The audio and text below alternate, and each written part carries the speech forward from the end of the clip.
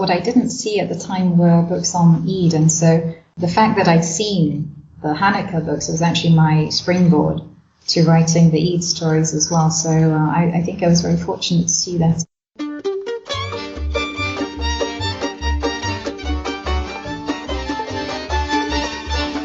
This is the Book of Life.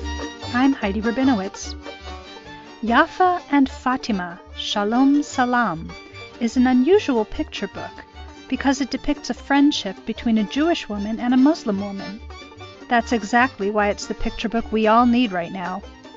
I spoke to author Fawzia Gilani-Williams, who is Muslim, through Skype at her home in Dubai in the United Arab Emirates.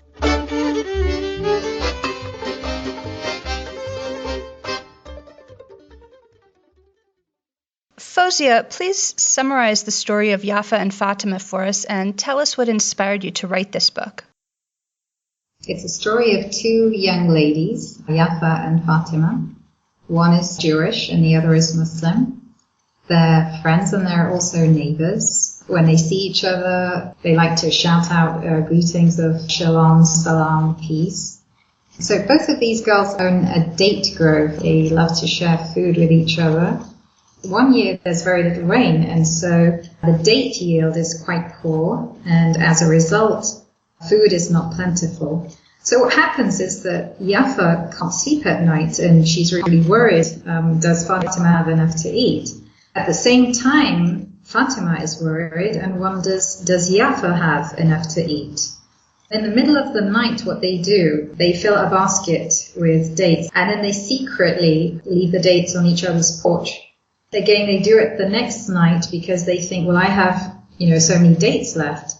Then at some point they run into each other during the night when they're taking the dates. While they're on their act of kindness, they see each other and then they have this deep sense of appreciation for each other. It's a story of how to be compassionate. And what inspired you to write this book? Well, when I read the story, it's a book by Florence Friedman. It's called Brothers, a Hebrew Legend, and it was at the Oberlin Public Library in Ohio. It immediately struck a chord with me because I loved the message behind it. I felt that it was a wonderful empowerment tale and it encouraged the doing of something noble. So I wanted to tell the story through an Islamic lens so that it could serve as a mirror book for Muslim children. And I hope you ask me about mirror books. Well, I do want to ask you about a mirror book, and I also want to ask you what you were doing in Oberlin. That's my alma mater. Oh, really? Yeah. Oh, gracious. Actually, my home is in Oberlin, Ohio. Oh. So, the Oberlin Public Library? Mm-hmm. I worked there for a stretch. I was also teaching, but just part-time I was there.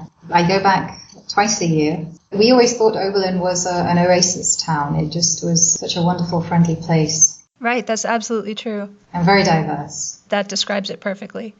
Yeah, small world. Yeah. And actually, where am I speaking to you now? I'm actually about an hour's drive from Dubai, so the United Arab Emirates. It's the country with the tallest building in the world. So It's in the Middle East, in the Gulf states. Okay, from near to far.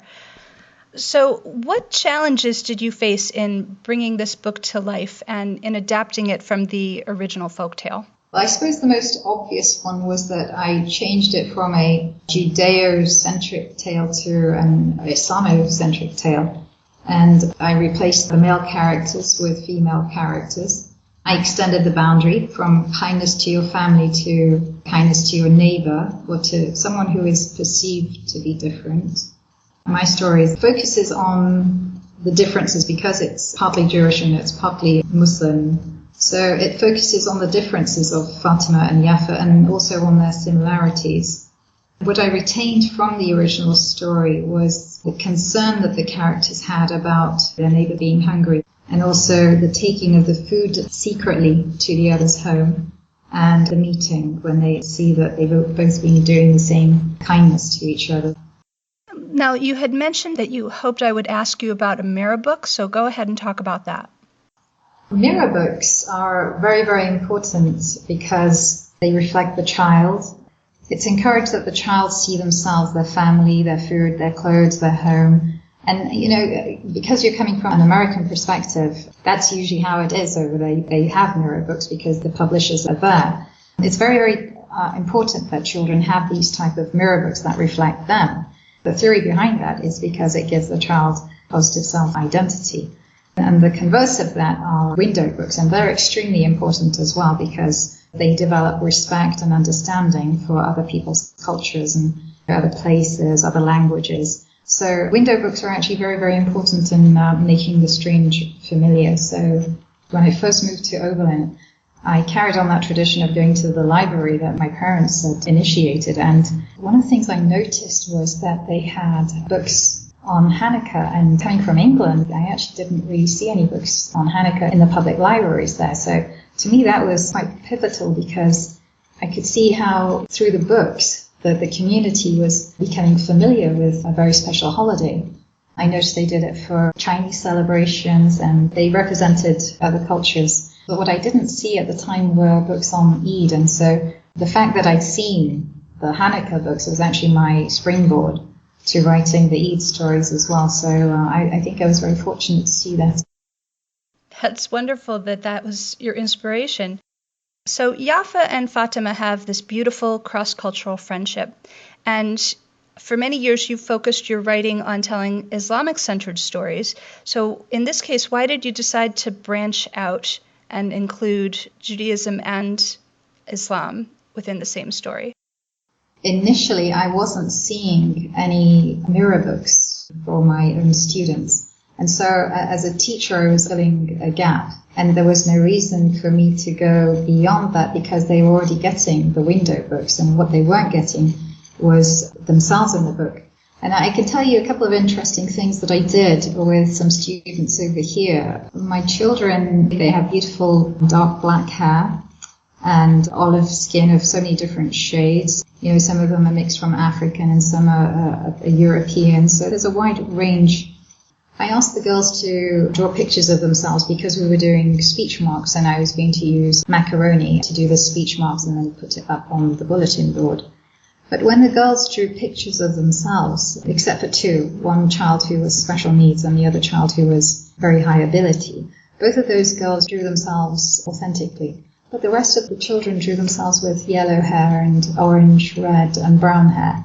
So I put their work up, and the next morning when they came, I told them, your pictures are absolutely beautiful, but I did ask you to draw you. I'm just wondering, who did you draw?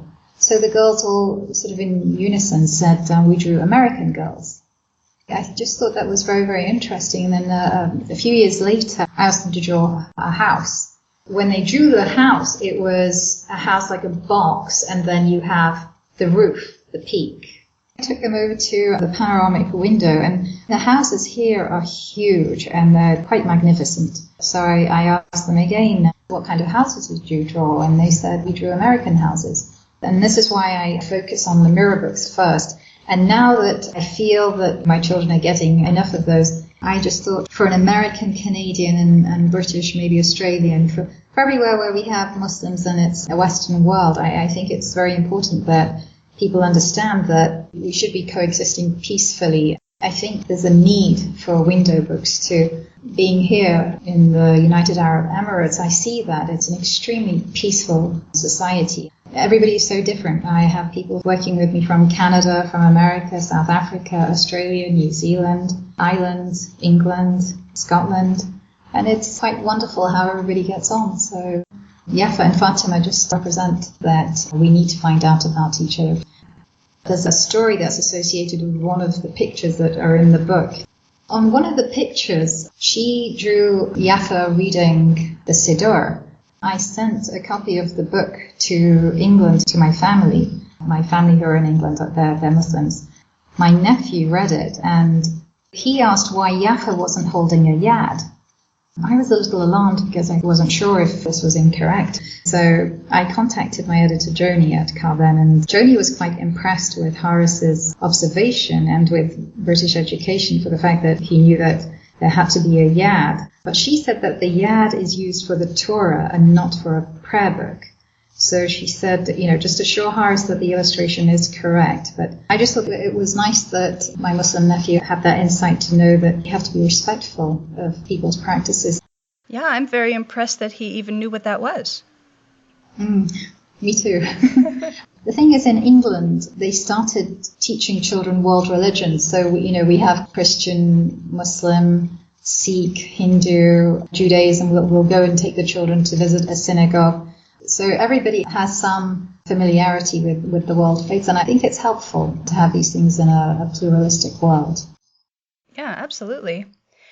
Fawzia, I understand that you are a scholar of Islamic children's literature. So can you give us an overview of the history of the genre and of its state today? It started off very, very slow because there were problems with images. If you look at the books that were initially published by the Muslim publishers in England and North America, there weren't any images because people thought it's not right to put pictures on paper. So there was a paradigm shift in England with representational art. It made it move slowly. I remember I was trying to get Cinderella, an Islamic tale, published. None of the Muslim publishers were taking it initially. So there's been this move now where we have a lot more fiction, but there's not very many books, even though there are much more than before. It's a field that is slowly growing. So it's interesting that you did a version of Cinderella as an Islamic story. Do you do a lot of adaptations of other folk tales, or are your stories original? Tell us more about your own writing. Well, I started off with moralistic tales, and as I mentioned, I worked as a teacher, and so I was always trying to find books or stories that I could, along with the English language curriculum, also empower my students to do the right thing and promote kindness and that kind of thing in the classroom. My initial stories were about good behavior, like sharing or honesty and that kind of thing. And then when I came to Oberlin, there was that shift in my own writing where I began to write about Eid. I asked my colleague, Helen, if there were any Eid stories, because I think there are about over 100 Hanukkah books and over 150 Christmas stories. And she said, I've never heard of Eid.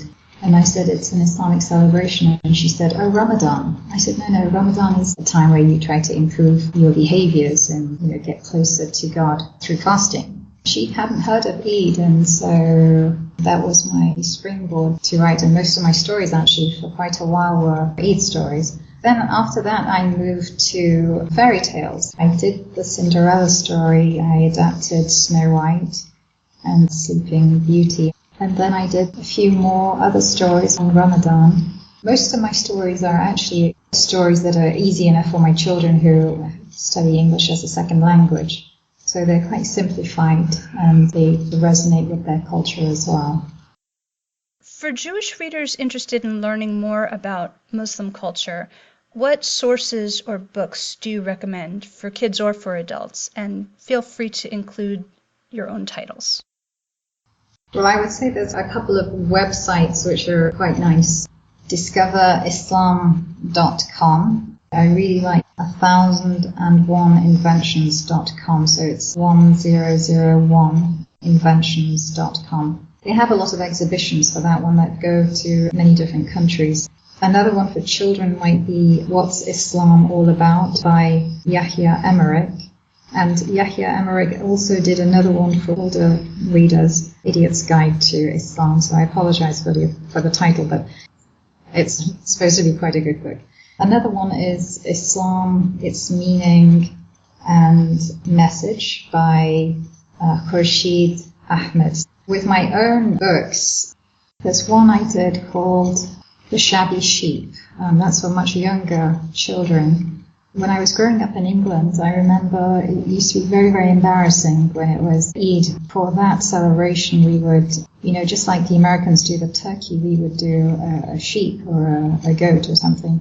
And you distribute that to friends and neighbours and you keep some of it for yourself. But in England, it was very much disdained. So The Shabby Sheep, it's about a sheep who actually wants to be the Eid dinner. But it's a funny tale because right at the beginning, the reader can see that the owner of these animals isn't actually going to sell them for anybody to eat a meal. But the animals can't read, and so they don't know that. Part of the story focuses on saying unkind things to each other. I think that's the story I probably would like people to read. Is there anything else you'd like to talk about that I haven't thought to ask you? I'm available for Skype author visits. So last week I was in Sri Lanka, and next Friday, in fact, I'll be in London. It doesn't cost anything, and I think it's a nice way for me to share some of my stories with people, particularly who want to know more about Islam. So I just wanted to share that too. Fawzia Gilani-Williams, thanks so much for speaking with me. Thank you for your invitation, Heidi. It's been a real pleasure to be here with you, and I want to wish all of your listeners peace and goodwill, health and happiness, and again, thank you so much for sharing some of your day with me. Thank you.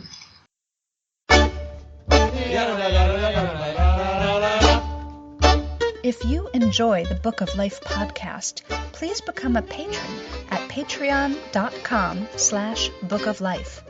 If you do, you'll get an autographed copy of Serendipity's Footsteps by Suzanne Nelson while supplies last. You can also help us out by leaving a review on iTunes or a comment on our blog at bookoflifepodcast.com. You can like our page at facebook.com/bookoflifepodcast or follow us at twitter.com/bookoflifepod. Email us at bookoflifepodcast@gmail.com or leave us a voicemail at 561-206-2473.